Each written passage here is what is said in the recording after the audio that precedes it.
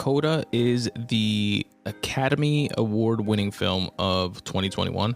Actually, let me correct that. It came out in 2021, but it won the award for the Academy Award, aka Oscar, for Best Motion Picture of the Year in 2022, Best Performance by an Actor in a Supporting Role to Troy Kotsur, who became the first deaf actor to win an Oscar, and also Best Adapted Screenplay by writer Sian Heder. I hadn't watched the film until now, or until recently rather, but it was definitely a dope watch. Spoiler alert if you haven't seen it. Here is the official synopsis. As a CODA, which is the acronym for Child of Deaf Adults, Ruby is the only hearing person in her family. When the family's fishing business is threatened, Ruby finds herself torn between pursuing her passion of going to Berklee College of Music and her fear of abandoning her parents.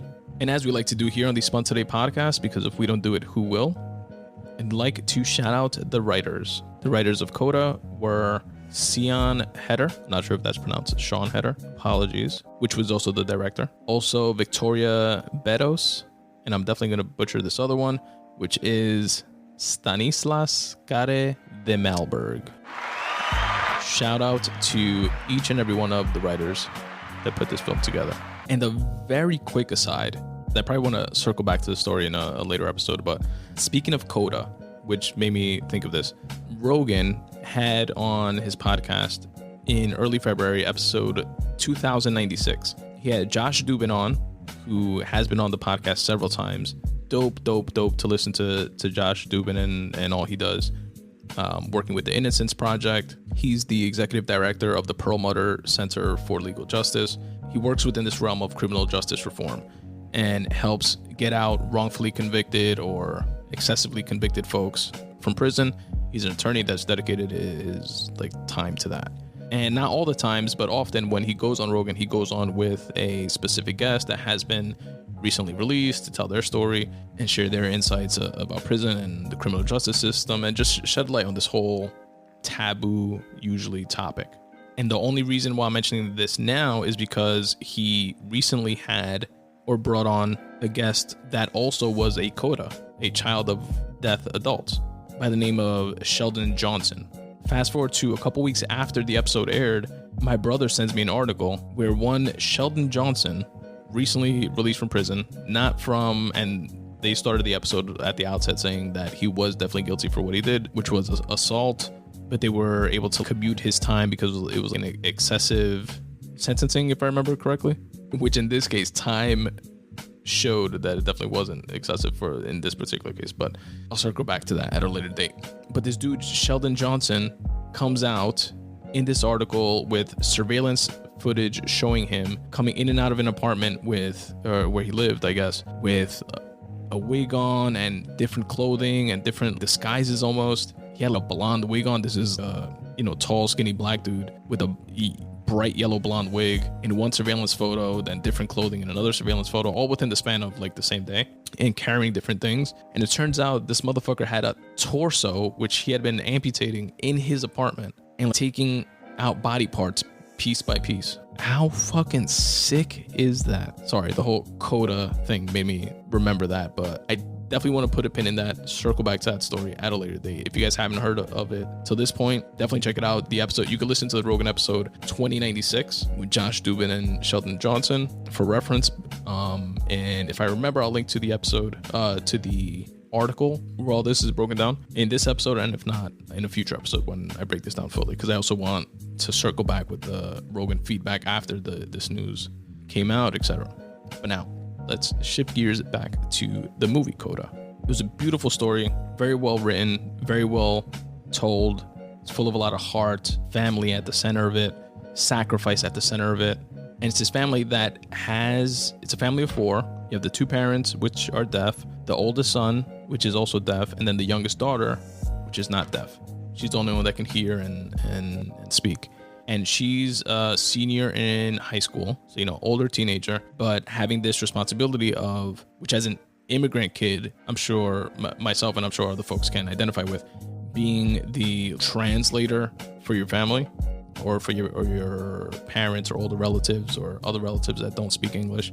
Imagine that reality, but like on steroids, because you're literally the interpreter, not just from language to language, but the interpreter of sound, if you will. Like you're translating everything and anything for your parents, for your brother, from doctor's visits to school to parent-teacher conferences, all from English to sign language, which has to add just a whole other layer of complexity to it. And it makes you realize, it definitely made me realize in the movie when they masterfully cut from just, we're seeing and hearing what's going on in the movie, but at times it switches POV to no sound, so you can see how the other characters, the three main characters of the father, Frank Rossi, played by Troy Kotsur, the son, Leo Rossi, played by Daniel Durant, the mother, Jackie Rossi, played by Marley Maitland, how they feel and take in the space around them with silence. It definitely made me appreciate of how much we take just our five senses for granted. But in this story, the main character, Ruby Rossi, played by Amelia Jones, is balancing that responsibility with just being a teenager and sometimes wanting to, fuck off and go do something with your friends, and dealing with bullies in school and pursuing her passions, which she stumbled upon singing and joining the school chorus. And in that chorus class, her professor, her teacher, is Bernardo Villalobos, played by Eugenio Derbez. And he does an amazing job in this film. He's an accomplished musician. He went to that Berklee College of Music that she wants to go to. And he's really he plays the mentor role in the film. And that's from a story structure perspective. He's funny and inspiring and really pushes her to chase that passion, chase that dream of being a singer and getting into that school. And he tells her this dope line in the film that supposedly David Bowie said about Bob Dylan. He said that Bob Dylan's voice is like sand and glue at the same time. And that there's a lot of people with pretty voices, but that don't have anything to say, versus Bob Dylan's, for example, which is like a raspy, sandier sounding voice, but has so much to say. And then he goes on in the movie to start calling her Bob instead of by her name. And then ultimately tells her that her voice is not like sand, that it is pretty, but that it's also more like glue. And she emotes having something to say, having a story to tell, which is obviously informed from her upbringing and being a CODA. The music in the film was really cool, especially all the choir practice moments. Played a lot of classics, really cool to listen to. The cinematography throughout the movie was beautiful. It was really well shot, and some parts of it, wherever they filmed, reminded me of the Hudson Valley here in New York, where I've done a couple of bike marathons, which the season's about to kick off again. It's about that time. But just aesthetically, visually, it looked similar. It reminded me to that town because it has a lot of like scenic areas. But anyway, so Ruby and her family, Ruby, from the perspective of Ruby, she's dealing with all of this. And the day-to-day is essentially that the family has a fishing boat. The way they make money is, they go out fishing every single day, wake up at 3 or 4 in the morning or something like that, go out, fish, come back to the docks, sell the fish to the distributors that are there who are negotiating and lowballing all the fishermen. And then they buy the fish from them and then, sell and distribute from there on. And that's how the family makes its living. And it's all of them. It's the father, the brother, and CODA. And then from there, she rides her bike, goes to school, and, falls asleep in school often. Kids tease her saying that she smells a fish. She's dealing with the dynamics of, again, in every situation, having to be the one to look after her family, her father, her older brother that can't hear, legally having someone on the boat that can hear for when the Coast Guard reaches out or for any updates on weather and stuff like that. It's essential / mandatory. And also negotiating for the father and brother for the fish that they all caught, and hearing and listening around to the other fishermen that are selling their fish, for example, for a higher price. And then they try to lowball the deaf crew because they can't hear. And then her having to stick up for them and just dealing with all this type of shit, right? All this extra stuff because of the fact that she's a CODA. And that's the day-to-day dynamic. And then the older brother kind of feels like, it's my job to be this for our family. You're not supposed to do this. Go to school. You like singing. Pursue that singing shit. Leave this to me, and he feels kind of like being babied along because, his kid sister has to look out for them in these kind of ways. And then they get into an argument and she's telling him, she's like, yeah, but how are you gonna deal with the selling and the other people and stuff like that? And the brother makes a salient point. He's like, let them figure out how the fuck to deal with deaf people, not us figure out how to deal with them. And ultimately, they decide to, as a family, start their own distribution because they're being undercut so much by the folks purchasing their fish. And business starts picking up. They're doing really, really well. But then at that point, she wants to exit. And, the brother's coming into his own. The mother's helping with the business now. And she wants to exit and really pursue the singing thing. But the family's like, how the fuck, can you do that now? Especially at this time when we're literally just pivoting, put all of our eggs in this one basket of starting this business, and it's actually doing well. Why would you want to leave? And the fact that they also need someone there that can literally hear. And then on the flip side, she's being pushed by her mentor, the chorus teacher, to definitely pursue this. Ultimately, she decides not to, and she has this talent show at school that the family goes to, where she sings and stuff like that. But she kind of, in her head, she has resigned to the fact that this is going to be her last hurrah in terms of singing, and putting on this show for all the families that came to watch the senior class chorus. And this was one of those scenes that were really great in that, she was able to sing and perform, but just from a storytelling perspective, how they did that POV shift. And, the parents are there and they can see all the people around, clapping and giving standing ovations and stuff like that, but they can't hear anything. Then us as the audience watching the film, the sound goes silent and we see them on stage dancing and smiling and singing, but we don't hear anything. And it shows just from their perspective, the family perspective, how they're taking in this experience. And Ruby sings this song that she's been practicing with her love interest throughout the film, leading up to this moment, which is You're All I Need to Get By. Shout out to the Method Man and Mary J. Blige version though. And, she sings it, everything goes great. And the song throughout has one meaning, in the whole, love interest application of it, if you will. And then when she gets home, the dad stays outside in the yard. He's looking up at the stars, and she stays, and he asks her to sing the song for him. And he puts his hands by her throat, by her vocal cord.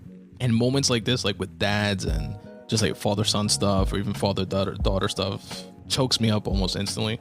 Even now, just rethinking about the moment. But it's such a touching moment between them. And he asks her to sing it for him, and he's feeling her voice as she sings it. And in that moment, that's the same exact song, same exact lyrics, takes on such a different meaning. And is so applicable to their relationship, the father-daughter and family dynamic relationship. That was such a dope creative choice, I thought, in the telling of this story. Then from there, the father pretty much pushes her now to pursue her singing dream. And there's this audition at the Berklee College of Music that they have to race to make the next day when the father makes this decision.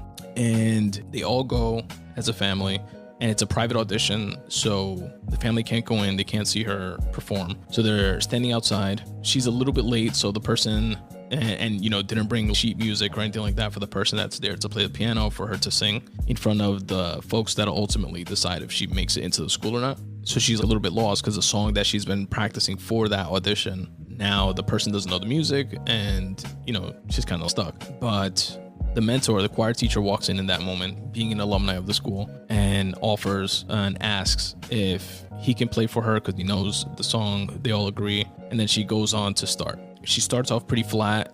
He pretends that he fucks up on the piano and apologizes and asks if he could restart, just so she has a minute to compose herself. And then around this time, the family, which is waiting in the hallway, sees a different entrance for the balcony of the theater, and they sneak into it and go up just so they can watch her perform. It's completely empty. There's 3 judges sitting in center orchestra watching her on stage, and then the mentor playing the piano.